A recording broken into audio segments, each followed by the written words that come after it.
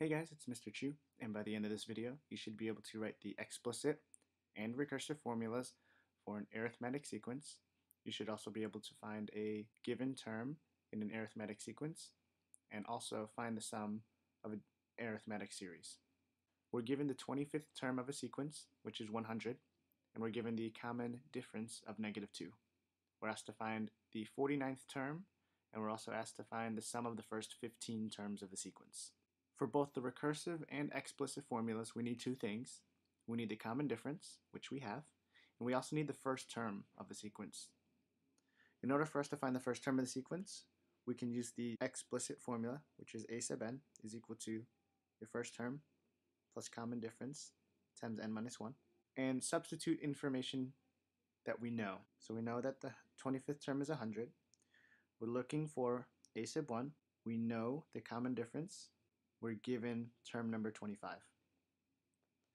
Using this formula, we can actually calculate the first term. 100 is equal to a sub 1 minus 2 times 24. 100 is equal to a sub 1 minus 48. So a sub 1 is equal to 148. From here, we can actually write our explicit formula.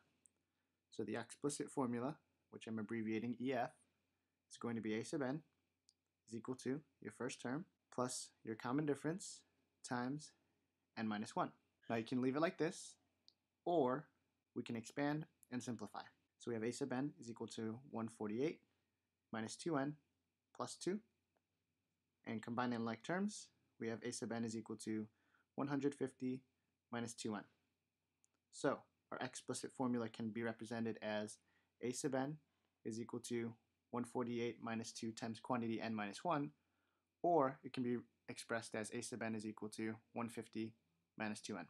The recursive formula, which I'm abbreviating RF, can be expressed as a sub 1 is equal to 148, and a sub n is equal to a sub n minus 1 plus your common difference, which was -2. Using the explicit formula, we can calculate a sub 49. A sub 49 is going to be equal to 150 minus 2 times the 49th term. A sub 49 is actually going to be equal to 150 minus 98, or 52. And last and finally not least on the list is the sum. We're looking for the sum of the first 15 terms. Now if you recall, the sum of n terms can be calculated using the formula n over 2 times quantity first term plus last term. Since we're looking for the 15th term, we must first find a sub 15. So 150 minus 2 times 15, a sub 15 is going to be equal to 150 minus 30, or 120. Now using the formula, s sub n is equal to n over 2 times quantity a sub 1 plus a sub n, we can actually calculate the sum of the first 15 terms.